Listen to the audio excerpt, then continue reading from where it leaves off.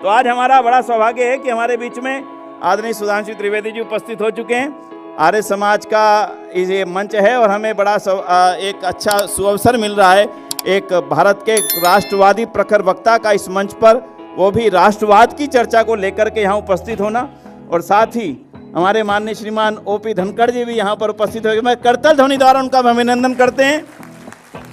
और आपका हरियाणा की उस धरती से आना, जिस धरती को आर्य समाज की धरती कहा जाता है, ऋषि ध्यान की धरती कहा जाता है और कहा क्या जाता है, तो आपका उस धरती से आकर के दिल्ली को संभालना, तो मैं समझता हूँ हम सबका बड़ा सौभाग्य है। तो मैं तीनों महानुभावों का बहुत बहुत अभिनंदन, स्वागत और अभिनंदन करता हूँ। पुनः से एक बार करतल ध्वनि द्वारा हम तीनों महानुभावों का यहाँ पधारने पर बड़ा अभिनंदन करते हैं।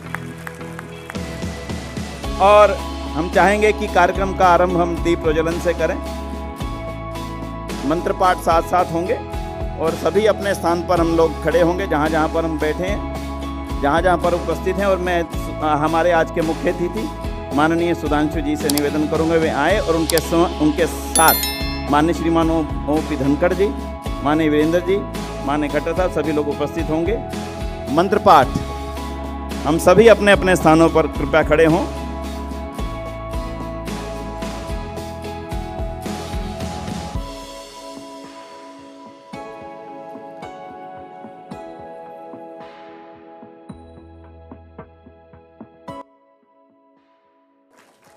मंत्र पाठ।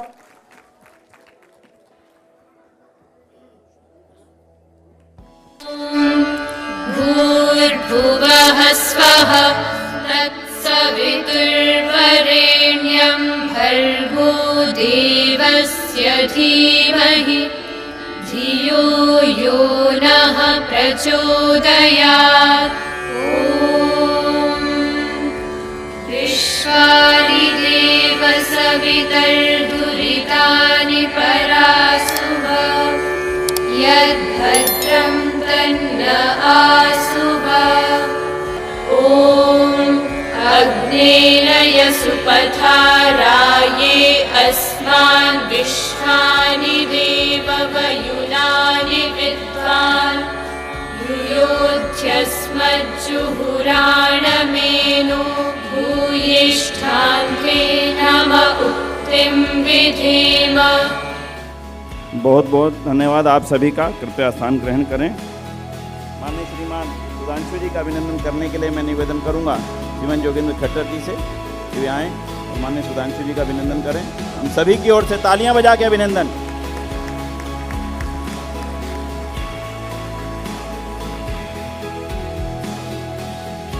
आदमी भाई सुधांशु जी का अभिनंदन भाई रवि जी कर रहे हैं। बहुत बहुत धन्यवाद करूंगा मैं।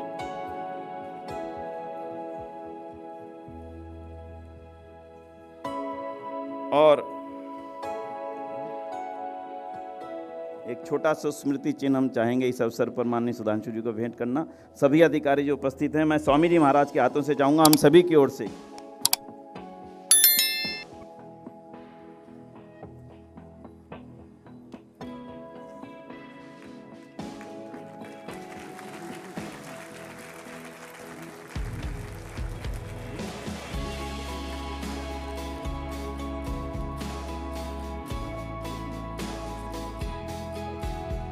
बोलो भारत माता की, भारत माता की, महर्षि दयानंद की, महर्षि दयानंद की, महर्षि दयानंद की। मैं निवेदन करूंगा आदरणीय सुधांशु त्रिवेदी जी वे आए और हम सभी का मार्गदर्शन करें। आदरणीय सुधांशु त्रिवेदी जी पर जोरदार तालियों द्वारा उनका अभिनंदन।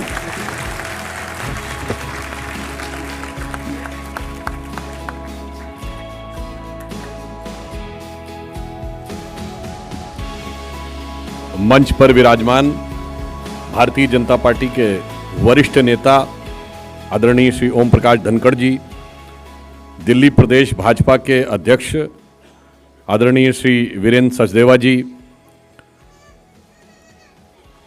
स्वामी सच्चिदानंद जी, आदरणीय स्वामी सच्चिदानंद जी, श्री कुलदीप आर्य जी, श्री सुरेंद्र कुमार जी, श्री विनय आर्य जी और श्री सतीश चड्ढा जी, श्री जोगेंद्र खट्टर जी और हमारे पुराने मित्र प्रिय भाई डॉक्टर योगेश आत्रे जी और इस सभागार में उपस्थित सभी सम्मानित बहनों और भाइयों, देखिए अभी धनखड़ जी ने और विनय आर्य जी ने जो विषय कहा, उसी विषय को यदि हम आगे बढ़ाएं तो आज हम महर्षि दयानंद सरस्वती जी के 200 वर्ष पूर्ण होने पर यहाँ एकत्र हैं, तो निश्चित रूप से उन्होंने जो संकल्प किया था, उन्होंने जो एक दृश्य देखा था, उसे आज ईश्वर की कृपा से वह परिस्थिति आई है कि साकार होने की संभावनाएं दिख रही हैं।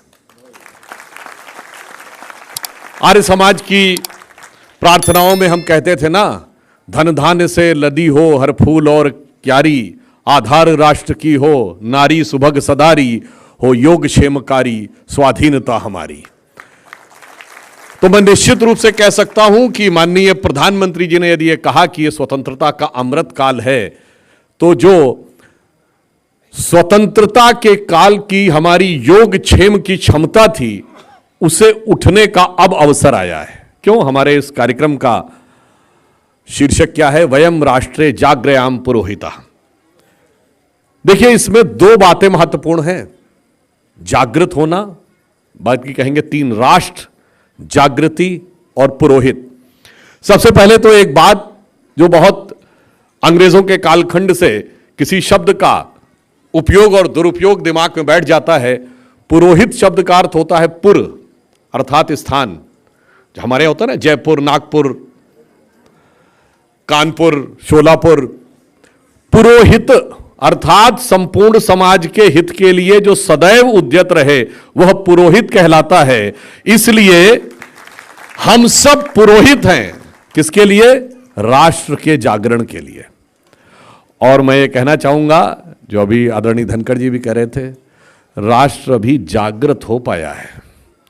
अभी दौड़ना तो छोड़िए, अभी जागृति आई है। सदियों की निद्रा से जो सुलाया गया राष्ट्र था, उसके अंदर जागृति पहली बार आई है। और बहुत सी आसुरी शक्तियां लगी हुई हैं कि दोबारा उसी मधोशी की निद्रा में सोते रहें। मगर हम सब का यह दायित्व है कि यह जागृति अगले चरण पर आए। जो राष्ट्र जागृत हुआ है, उसको हम कह सकें उत्तिष्ठ जागृत प्राप्य वारिण्य बोधयात, अर्थात अब वो राष्ट्र खड़ा हो और अपनी यात्रा के लिए आगे उद्यत हो सके। और इसे हम कह सकते हैं, हम अगर आगे बढ़ेंगे तो क्यों ये जागृति कुछ लोगों को अखर रही है। आप याद करिए, आदरणीय अटल बिहारी वाजपेयी जी की एक बड़ी प्रसिद्ध कविता थी, हिंदू तनमन हिंदू जीवन रग रग हिंदू मेरा परिचय। तो उन्होंने कहा था कि भारत की जागृति किस रूप में आएगी और किन लोगों को इस बात से भय लगता है। उन्होंने कहा था, मैं तेज पुंज तमलीन जगत में फैलाया मैंने प्रकाश, जगती का करके सर्वनाश कब चाहा कर लूं निज विकास। शरणागत की रक्षा की है मैंने अपना जीवन देकर, विश्वास नहीं यदि आता तो साक्षी है इतिहास अमर। यदि आज देहली के खंडहर सदियों की निद्रा से जगकर गुंजार उठे ऊंचे स्वर में हिंदू की जय, तो क्या विस्मय, हिंदू तनमन हिंदू जीवन रग रग हिंदू मेरा परिचय। अब ये जागृत हो रहे हैं, बस यही बहुत बड़ी समस्या है। हनुमान जी की तरह अपनी शक्ति याद आ रही है, तो बाकियों को लग रहा हनुमान जी को शक्ति अगर याद आ गई तो फिर तो संभालना बहुत मुश्किल होने लगेगा। और इसलिए जिसका उल्लेख सचदेवा जी ने भी किया और धनखड़ जी ने भी किया कि यदि आज हम 3 ट्रिलियन की इकोनॉमी बने हैं, 5वीं बड़ी अर्थव्यवस्था बने हैं, 25 करोड़ लोग गरीबी की रेखा से बाहर आए हैं, 11 करोड़ लोगों को घरों में शौचालय मिला है, 16 करोड़ घरों में नल से जल मिला है, 50 करोड़ लोगों को आयुष्मान भारत योजना के तहत स्वास्थ्य का कवर मिला है। हम 5वीं बड़ी अर्थव्यवस्था बने, 4थे बड़े स्टॉक एक्सचेंज बने, 3रे बड़े ऑटोमोबाइल के मैन्युफैक्चरर बने, 2रे बड़े हैंडसेट मोबाइल हैंडसेट के मैन्युफैक्चरर बने, इंफ्रास्ट्रक्चर में इन्वेस्ट करने वाले दुनिया के पहले देश बने, और चांद के अछूते कोने दक्षिणी ध्रुव को छूने वाले दुनिया के पहले देश बने। तो ये मैं इसलिए कह रहा हूं कि जागरण दिख रहा है, मगर जागरण सार्थक कैसे होगा जब हम महर्षि दयानंद जी के आदर्शों पे चलेंगे। देखिए, सत्यार्थ प्रकाश सिर्फ आर्य समाज का ग्रंथ नहीं है।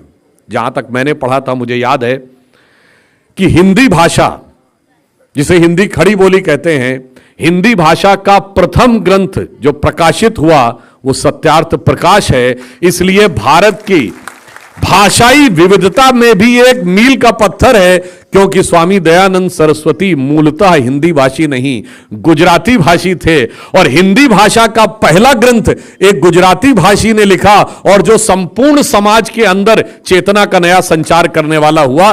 निश्चित रूप से राष्ट्रवाद की प्रेरणा स्वतः वहां से प्राप्त हो जाती है। और हम यह भी कहना चाहेंगे एक चीज और, 1825 की जब हम 24 की बात करते हैं, अगर मैं आपसे पूछूं आज से 200 साल पहले 1824 में भारत की साक्षरता दर क्या थी, आपको लगेगा 2-3% रही होगी, जबकि फैक्ट ऑफ द मैटर है कि जो ब्रिटिश डॉक्यूमेंट्स हैं उसके अनुसार 1810-20 के आसपास भारत की साक्षरता दर टॉमस मुनरो की रिपोर्ट मद्रास प्रेसिडेंसी के अनुसार 90 से 95% और विलियम एडम्स की रिपोर्ट बंगाल प्रेसिडेंसी के अनुसार 80 से 85% है। और वो ये बताते हैं कि बंगाल प्रेसिडेंसी में 1 लाख गांव हैं और 1 लाख स्कूल हैं। अच्छा, उल्लेखनीय बात यह है कि उसमें गुरुकुल को स्कूल नहीं माना है। यह महत्वपूर्ण बात ध्यान रखिएगा, उन्होंने गुरुकुल को स्कूल नहीं माना है। इसके बावजूद उन्होंने बताया है कि कितने स्कूल हैं और उन स्कूल में, अच्छा, और यह रिपोर्ट ऐसी नहीं कोई सर्वे किया किसी ने जाके, गवर्नर ने आदेश दिया हर डिस्ट्रिक्ट कलेक्टर को कि पर्सनली वेरीफाई करो कि एक एक गांव में कितने स्कूल हैं। तो ये इस ढंग से, इस स्कूल में 32 बच्चे हैं, तो इसमें 38 बच्चे हैं, तो इसमें 33 बच्चे हैं। इस आधार के ऊपर पूरी बनी हुई रिपोर्ट है। और उसमें जातिवार छात्रों का भी वर्णन है और शिक्षकों की भी जातिवार वर्णन है, जिसे आज आप सो कॉल्ड लोअर कास्ट कहते हैं। उसके शिक्षक कितनी संख्या में है उसका भी उसमें वर्णन है। 3 अप्रैल 1824 की चेंगलपुट जिले की एक रिपोर्ट मैंने खुद देखी है कि वो बताता है कि मेरे तालुके में 561 गांव है, 561 स्कूल हैं। डिस्ट्रिक्ट कलेक्टर ने रिपोर्ट दी है एजुकेशन पे, chairman board of revenue presidency of Madras, Chengalpattu आज का महाबलीपुरम तमिलनाडु में। और वो ये बताता है कि उसमें टोटल जो स्टूडेंट्स हैं वो 6900 कुछ हैं, और जिसमें आपको आज के समय के हिसाब से आप SC ST कहते हैं और कुछ OBC जातियों को उसमें जोड़ लें, वो 4900 में कितने हैं, 6900 में कितने, 4900। ये ब्रिटिश डॉक्यूमेंट का डॉक्यूमेंटेड डाटा है। इसलिए मैं कहना चाहता हूं ये देश कहां था और देश को कहां पहुंचाया गया। इसलिए स्वामी दयानंद सरस्वती जी ने जब 1875 में आर्य समाज स्थापित किया, तो मैं कह सकता हूं राष्ट्र के जागरण के लिए पहला वो एक स्ट्रक्चर्ड प्रयास था, एक व्यवस्थित प्रयास कि राष्ट्र उठकर खड़ा हो। और याद रखिएगा, राष्ट्र उठकर तब खड़ा होता जब हम सब अपना कर्तव्य निभाते हैं। जैसा अभी धनखड़ जी, विनय आर्या जी कह रहे थे, एक बात और ध्यान रखिएगा कि आचार्य चाणक्य ने एक बात कही थी कि इस राष्ट्र को उतनी क्षति दुर्जनों की दुर्जनता से नहीं हुई है जितनी सज्जनों की निष्क्रियता से हुई है। तो बस ये ध्यान रखिएगा कि आज का जो अवसर है वो निष्क्रियता का नहीं। यदि आप निष्क्रियता निभाते हैं तो किसी प्रतिगामी शक्ति की सक्रियता को आप परोक्ष रूप से स्वतः ही स्थान दे देते हैं। और वो शक्तियां कैसी हैं खुद ही देख लीजिए। आज हम यहां राष्ट्रवाद की बात कर रहे हैं और 7 समंदर पार से बताया जा रहा है कि हम तो कैसे हैं, उत्तर भारतीय अंग्रेजों की तरह हैं, पश्चिम भारतीय अरबों की तरह हैं, और पूरब भारतीय चीनियों की तरह हैं, और दक्षिण भारतीय अफ्रीकियों की तरह हैं। सोचिए कि राष्ट्र के लिए ये कैसी चुनौतियां हैं, उनके लिए राष्ट्र की सोच ये उस सोच से प्रेरित है पश्चिमी देशों की। हमें बचपन में याद है, राजीव गांधी जी प्रधानमंत्री थे, तो जो हमारी पीढ़ी या हमसे सीनियर वाले लोग सबको याद होगा, दूरदर्शन पे एक शेर उन दिनों बहुत रिपीट होता था। वो उस जमाने में हमारे नेशनलिज्म को ऐसे डिफाइन करते थे कि सरजमीने हिंद पर अक़वाम आलम के फिराक, काफिले बसते गए हिंदोस्तां बनता गया। मतलब हम कोई सराय थे हैं कि हम कोई काफिले थे जो बनते गए? नहीं जनाब, हम वो नहीं थे। हम क्या हैं? उत्तरम यद समुद्र से दक्षिणम च हिमाद्रिभी वर्षम यद भारत नाम भारतीय से संतति। और वो देश कैसा है? स्वामी दयानंद सरस्वती जी ने जो देश की बात कही, वो देश कैसा है? वो देश वैसा है जिसके लिए कहा जाता गायन्ति देवः किल गीतकानि धन्यास्तुते भारत भूमि भागा स्वर्गापवर्गास्पद भाग हेतु भवन्ति भूयः पुरुषा सुरत्वात्। अर्थात वह भारत भूमि धन्य है। देवता जिसकी स्तुति में गीत गाते हैं, स्वर्ग के सुखों में का उपभोग करने के बाद, हजारों वर्षों तक देवताओं की योनि में रहने के बाद मनुष्य योनि में इस धरती पर जन्म लेने को लालायित रहते हैं, चूंकि मोक्ष यहीं से मिलता है। अब कोई कहेगा ये तो जी आपके धर्म ग्रंथ में कहा गया, हम कैसे मान लें कि सही है? तो मैं कहना चाहता हूं कि उपनिषदों का ट्रांसलेशन जर्मन भाषा में करने वाला, यानी किसी भी यूरोपियन लैंग्वेज में करने वाला पहला व्यक्ति था आर्थर शोपेनहावर। उसने लिखा है, कोई भी जाके आर्थर शोपेनहावर के डिटेल्स पढ़े, आंखें खुल जाएंगी।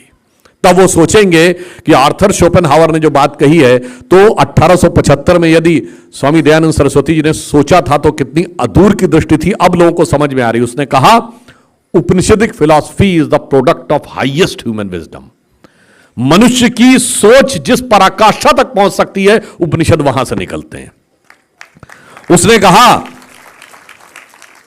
कि अगर आपको विश्व का सबसे विकसित मस्तिष्क देखना है तो भारतीय आकाश के नीचे आना होगा।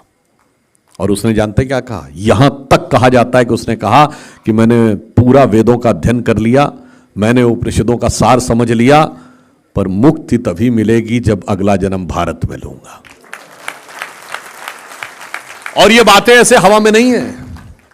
मैंने एक जगह पढ़ा हुआ था कि जब चेयरमैन माओ, ये चाइना वाले, जब पहली बार जवाहरलाल नेहरू से मिले तो उन्होंने कहा कि you know what is the belief, ancient belief in our country regarding your country.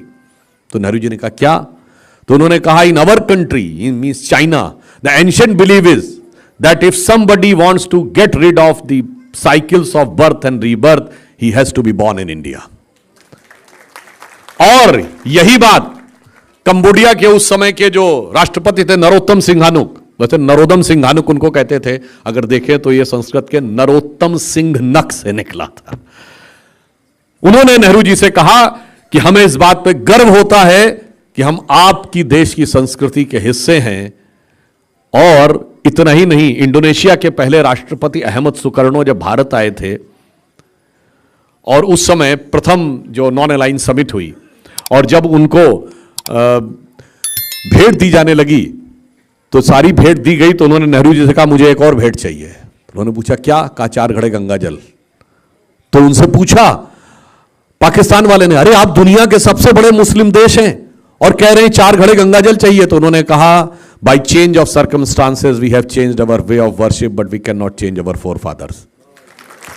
और मैं कहना चाहता हूं, ये वो मूर्ख लोग जिनको नजर आता सब कुछ भारत में बाहर से आया, मैं याद दिलाना चाहता हूं, चीन को हमने क्या दिया, अरब को हमने क्या दिया, यूरोप को हमने क्या दिया, ये उन्हीं की जबानी सुन लीजिए।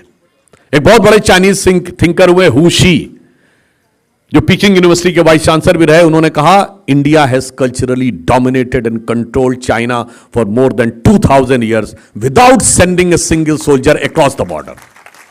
और आज भी आप जाके अगर देखें तो एंशिएंट चाइनीज में इंडिया के लिए नाम जानते क्या है? भारत का नाम क्या है प्राचीन चीन की भाषा में? टियानजाओ, TIANZHOU। चीनी भाषा में जाऊ शब्द ऐसे होता है जैसे भारतीय भाषा में पुर, और टियान का अर्थ होता स्वर्ग। टियानजाओ मतलब स्वर्ग का केंद्र। अच्छा, आप में से बहुत से लोग जाएंगे और टियानजाओ भी सर्च करेंगे तो विकिपीडिया पे तुरंत नहीं मिलेगा, क्योंकि बहुत सारे लेफ्टिस्टों ने मैनिपुलेशन कर रखा है। इसलिए मैं कहता हूं, जाइए चाइनीज भाषा की डिक्शनरी में टियान शब्द का अर्थ देखिए और फिर चाइनीज भाषा की डिक्शनरी में जाऊ शब्द का अर्थ देखिए, तो समझिएगा वो मानते थे कि स्वर्ग का केंद्र ये है। वो हमारे यहां सीखने आते थे फाइयान वेनसोंग इत्सिंग, और आज मूर्ख लोग बताते हैं कि हमने उनसे सीखा। अब बताइए, अरब के लोग, ये जो भारतीय न्यूमेरल्स हैं, इनको अरब में कहा जाता है हिंदसा, जो हिंद से आए। पतंजलि योग सूत्र का ट्रांसलेशन खलीफ अल मरसून नाम से अल बरूनी ने किया, वो हमसे ये सीख के गए, वो कह रहे हैं हम अरब जैसे नजर आते हैं। बताइए, विलियम जोन्स ने कहा कि Sanskrit is the mother of all the European languages, यानी संस्कृत मूल भाषा जिससे सारी यूरोप की भाषाएं निकली हैं। वो कहते हैं कि हमने उनसे सीखा है। बस ये राष्ट्रवाद की जो उल्टी खोपड़ी हम लोगों के दिमाग में बैठा ली गई है, उसको सीधा करने का वक्त आ गया है। तो इसलिए मैं कहना चाहता हूं कि एक बदलाव का एक बड़ा दौर आया है, और यह सिर्फ हमारे लिए नहीं है, पूरी दुनिया के लिए है। जैसे महर्षि दयानंद सरस्वती जी ने दयानंद एग्लो वैदिक कॉलेजेस की स्थापना की, अगर देखा जाए तो वेदों को युगानुकूल स्वरूप में स्थापित करने का जो कार्य उन्होंने किया, कहीं न कहीं जो पश्चिम के लोग थे, जो भारत के बारे में एक बड़ा नकारात्मक भाव रखते थे, उस समय जब आर्य समाज शुरू हुआ, सोचिए कितनी बड़ी चुनौती थी उस समय। वो क्या कहते थे कि ये इसने एक 400 बाजीगरों का देश है, हम तो बहुत गरीब हैं, हमारा तो एकदम लोएस्ट के ऊपर कॉन्फिडेंस था। और वहां से आज स्थिति क्या आई है कि पूरी दुनिया हमारी तरफ देख रही है कि भारत किस तरफ आगे बढ़ रहा है। आज 5G को रोल आउट में हम नंबर 1 के कंट्री हैं, हाइड्रोजन मिशन में हम आगे बढ़ रहे हैं, सोलर एनर्जी में हम 5वें नंबर के देश हो गए हैं। और अंतर क्या हो रहा है देखिए, जानते क्या है वो दृष्टि क्या है कि हम एडवांस कंट्री तो बन रहे हैं, मगर आपसे अगर मैं पूछूं दुनिया में कौन सा ऐसा शहर है जहां सबसे लंबी सड़क ऐसी है जो पूरी तरह सोलर एनर्जी से, तो जानते हो शहर कौन है? अयोध्या। 10 किलोमीटर लंबी पूरी स्ट्रीट जो है उसमें सारी स्ट्रीट लाइट सोलर एनर्जी से है वो। और यही वो अयोध्या है जहां भगवान राम के मंदिर में सूर्य तिलक भी हो रहा है। अर्थात एक नया भारत, स्वाभिमान के साथ बढ़ता भारत। और एक और मैं बात कहूं, अगर मैं आपसे पूछूं कि इस भारत में कोई एक ऐसा गांव है जिसमें सब कुछ सोलर एनर्जी से हो रहा है, यानी स्ट्रीट लाइट से लेके, घर से लेके, पावर जनरेशन से लेके, everything is totally bye solar energy, तो वो जानते क्या है? वो गुजरात का मोढेरा गांव। पर उसकी खासियत जानते क्या है? सब कुछ सौर ऊर्जा से हो रहा है और वहां भगवान सूर्य का एक मंदिर भी है। यह दर्शाता है कि हम आधुनिक भारत और स्वाभिमान के साथ भारत की वह शक्ति जिसकी की संकल्पना ऋषि दयानंद जी ने की थी कि अमृतकाल के 5 प्रण हैं। नंबर 1 भारत को विकसित राष्ट्र बनाना है, शताब्दी पूरे। नंबर 2 गुलामी की मानसिकता के हर प्रभाव से अपने को मुक्त करना है। और नंबर 3 अपनी विरासत पे गर्व करना है। और नंबर 4 उसके लिए हम सबको कर्तव्य करना है। और नंबर 5 वह कर्तव्य सामूहिक रूप से करना है। तो आप समझिए जो अभी विरासत की बात कही जा रही थी, अपनी संस्कृति पे गर्व करने की बात, यही विषय तो दयानंद जी ने उठाया था। और मैं कह सकता हूं आधुनिक शैक्षणिक संस्थाओं के माध्यम से यह विषय उठाने वाले, एक अभियान चलाने वाले, वो इस आधुनिक भारत के इतिहास के पहले व्यक्ति थे। और इसके लिए आर्य समाज ने बहुत बलिदान दिए, स्वामी श्रद्धानंद जी का बलिदान और जितनी भी बातें रहीं। परंतु मैं इतना जरूर कहना चाहता हूं कि आधुनिक भारत के सांस्कृतिक और सामाजिक निर्माण में जो महती भूमिका स्वामी दयानंद सरस्वती जी ने जिस आधार पर निभाई वो मैं बताना चाहता हूं। उन्होंने क्या कहा? वेद को आधार मानो। अगर उन्होंने कहा वेद को आधार मानो, यह बात तो स्वामी जी ने कब कही? 1875 में।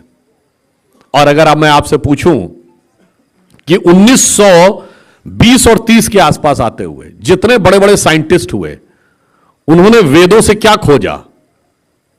अगर आप सबने नाम सुना हो कि बहुत बड़े साइंटिस्ट थे, उनका नाम था इरविन श्रोडिंगर, जिन्होंने श्रोडिंगर वेव इक्वेशन निकाली एटॉमिक स्ट्रक्चर के अंदर की। उन्होंने किताब लिखी व्हाट इज लाइफ, और उन्होंने उसमें लिखा कि उसके लिए वो वेदों से प्रेरणा लेते थे। मैं एक और उदाहरण बताना चाहता हूं जो सामान्य लोगों को भी समझ में आएगा। अक्सर कोई बड़ी जटिल चीज होती तो लोग कहते हैं अरे भाई ये कोई रॉकेट साइंस थोड़ी है, रॉकेट साइंस बड़ी कठिन मानी जाती है। अब ये बताइए who is considered the father of rocket science? एक जर्मन साइंटिस्ट है जिसका नाम है Wernher von Braun. Wernher von Braun father of rocket science माना जाता है। उसने सबसे पहले रॉकेट इंजन को बनाया था 1940-30 के दशक में। और वर्नर वॉन ब्रॉन अपना गुरु जिसको मानता था वो एक साइंटिस्ट था जिसका नाम था हर्मन ओबर्थ। ये भी जर्मन था। हर्मन ओबर्थ ने लिखा है, यानी किसने? रॉकेट साइंस के पिता जिस वैज्ञानिक को कहा जाता, उसके गुरु ने, कि मैं ज्ञान के लिए वेदों को पढ़ता था। तो यदि ऋषि दयानंद ने कहा कि वेदों को पढ़ो और उसके बाद तुम्हें वास्तविकता समझ में आएगी, तो ये वही है यदि आदि शंकराचार्य ने कहा था वेदा निखलो धर्मो मूलः, संपूर्ण धर्म और ज्ञान का मूल वेद में दिखता है, तो वो ऐसे ही नहीं कहा था। बड़े बड़े वैज्ञानिकों को दिखा, मगर अफसोस की बात है कि कुछ लोगों के दिमाग पे ऐसी पट्टी चढ़ी हुई है कि उन्हें दिखाई नहीं पड़ता है। तो उसको दिखाने के लिए आपको क्या करना है? वयम राष्ट्रे जाग्रहम पुरोहिता, आपको उठ के खड़े होना है। और जो धनखड़ जी ने कहा कि जितने अधिकतम परिवारों को हम साथ में ले जाएंगे, सिर्फ हमें ही जागृत नहीं करना, पूरे राष्ट्र को जागृत करना है। क्योंकि भगवान श्री कृष्ण ने भी कहा था अर्जुन से कि तय तो है कि भविष्य में यही होना है, मगर मिलेगा कर्म के सिद्धांत के अनुसार ही। आपके मोबाइल में कोई आपने गीत संगीत गाना अगर डाउनलोड कर रखा है तो वो तो डाउनलोडेड है, मगर उसके लिए उंगली तो दबानी पड़ती है ना। बस उंगली का सही दिशा में प्रयोग करिएगा तो आपको सब कुछ सही दिख जाएगा।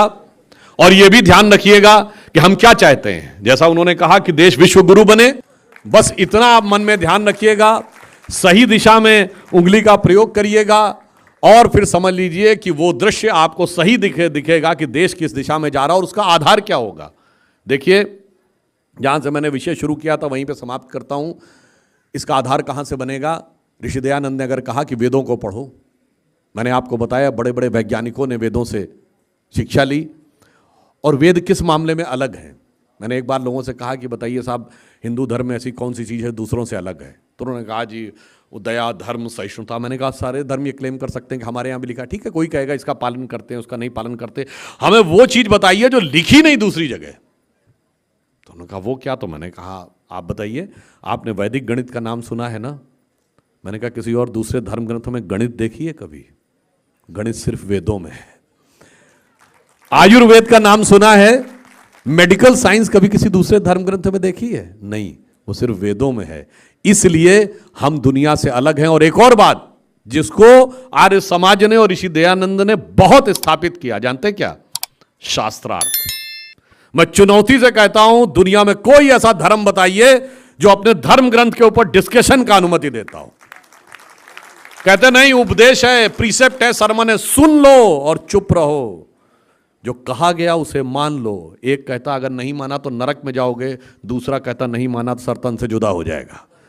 मगर हमारे यहां वो महान परंपरा थी जिसे आधुनिक युग में ऋषि दयानंद ने स्थापित किया। आओ, बैठो, शास्त्रार्थ करो, संगच्छद्वम संवदद्वम संवो मनासी जानताम, देवा भागम यथा पूर्वे सज्जना नाम उपासते।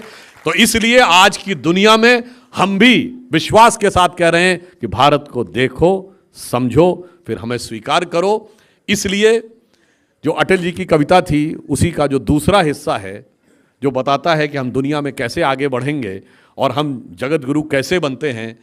उन्होंने कहा, मैं अखिल विश्व का गुरु महान, मैं अखिल विश्व का गुरु महान, देता विद्या का अमर दान, मैंने दिखलाया मुक्ति मार्ग, मैंने सिखलाया ब्रह्म ज्ञान, मेरे वेदों का ज्ञान अमर, मेरे वेदों की ज्योति प्रखर, मानव के मन का अंधकार क्या कभी सामने सका ठहर, मेरे स्वर नभ में गहर गहर, सागर के जल में छहर छहर, इस कोने से उस कोने तक कर सकते जगती सौरभ में, हिंदू तन मन हिंदू जीवन, रग रग हिंदू मेरा परिचय।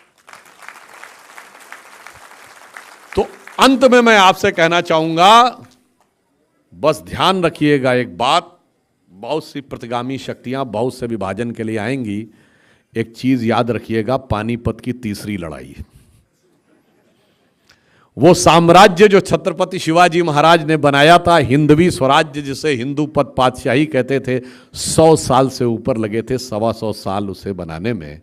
और पानीपत की लड़ाई में किसी को लगा कि ये तो फलां की लड़ाई है, किसी को लगा हमसे क्या मतलब, उसकी लड़ाई है। मगर जब एक बार चूक गए तो अंग्रेज आ गए, तो फिर उन्होंने ना फलां को छोड़ा ना ढिमा को छोड़ा। किसी को लगा होगा कि मराठों की लड़ाई है तो उनसे हमसे क्या मतलब, फिर एक समान भाव से सबको निपटा दिया गया। इसलिए वो शक्तियां आज भी खड़ी हुई हैं, देश के अंदर से भी, देश के बाहर से भी। तो इसलिए जब आप प्रयोग करें तो ध्यान रखिए, देखिए कितनी मजेदार शक्तियां हैं भैया। सुनिए, एक बिंदु और कह दूं, सीमा पार से पाकिस्तान के पूर्व मंत्री फवाद चौधरी बोल रहे हैं कि साहब वो ये सरकार जानी चाहिए और मोदी हटना चाहिए, उसके बाद जो मर्जी हो कर लेना। और राहुल साहब वर्ड बोल रहे हैं। अरे किसी को कहना चाहिए कि mister Chaudhary mind your business, आपका इससे क्या मतलब। और बांग्लादेश के अखबार में आर्टिकल लिखा जा रहा है कि मोदी हैज टू गो। इसलिए मैं सिर्फ इतनी सी बात कह रहा हूं कि ये सब क्यों हो रहा है, हमें सिर्फ ये देखना है। चुनाव यहां हो रहा है, कोई भी प्रक्रिया यहां हो रही है, इसको हमें अपने दृष्टि से समझना है कि राष्ट्र के लिए कौन कौन सी शक्तियां चलती आ रही हैं। इसलिए हमें इस विषय के ऊपर बहुत सजगता के साथ समझना है। मगर हम जानते हैं फवाद चौधरी क्यों बोल रहे हैं। ये उसी पार्लियामेंट के सदस्य थे जिस पार्लियामेंट में खड़े होकर वहां की नेशनल असेंबली में फ्लोर ऑफ द हाउस पे एक सांसद ने उस समय के विदेश मंत्री शाह महमूद कुरैशी साहब को कोट करते हुए कहा था कि शाह महमूद कुरैशी साहब बैठे हुए थे, आर्मी चीफ आए, उनके पांव कांप रहे थे, उन्होंने कहा खुदा का वास्ता है अभिनंदन को वापस कर दो वरना इंडिया शाम तक अटैक कर देगा। तो इसलिए मैं अंत में सिर्फ ये कहूंगा कि ये भी ध्यान रखिए, क्योंकि आर्य समाज में यज्ञ का बहुत महत्व होता है और हम उस महान संस्कृति के प्रतीक हैं जिसकी उदारता की पराकाष्ठा तो ये है कि हम नाग पंचमी पे नागों को भी दूध पिला देते हैं। मगर अगर जरूरत पड़ी तो राजा जन्मेजय का नाग यज्ञ भी करने की क्षमता रखते हैं, जिसमें सारे यज्ञ नाग आकर आहूत हो जाते हैं। तो हम ये सिर्फ ये कहना चाहते हैं कि भारत के कमजोर करने वाले लोगों सुनो, एक भी बलिदान हुआ जवान नहीं भूले हैं और दूध भी पिलाते हैं परंपरा हमारी मित्र, किंतु नाग यज्ञ का विधान नहीं भूले हैं। तो बस ये अंत में ध्यान रखिए कि ये परिवर्तन का काल इतने लंबे समय के बाद आया है। एक गलती से कहीं ऐसा ना हो कि लम्हों ने खता की थी सदियों ने सजा पाई। इसलिए बस ये संकल्प मन में धारण करके आगे बढ़िए कि अरुण गगन पर महाप्रगति का अब ये मंगल गान उठा, करवट बदला अंगड़ाई ली, सोया हिंदुस्तान उठा। ये जागृति पुरोहिता का सही लक्ष्य होगा और हमें पूर्ण विश्वास है कि जब आप 150वीं वर्षगांठ मनाएंगे आर्य समाज की स्थापना की, तो भारत एक नए स्वरूप में प्रखरता के साथ, दिव्यता के साथ अंतर्राष्ट्रीय क्षितिज पर संपूर्ण विश्व का मार्गदर्शन देने के लिए भारत माता सिंहासनारूढ़ होगी। धन्यवाद।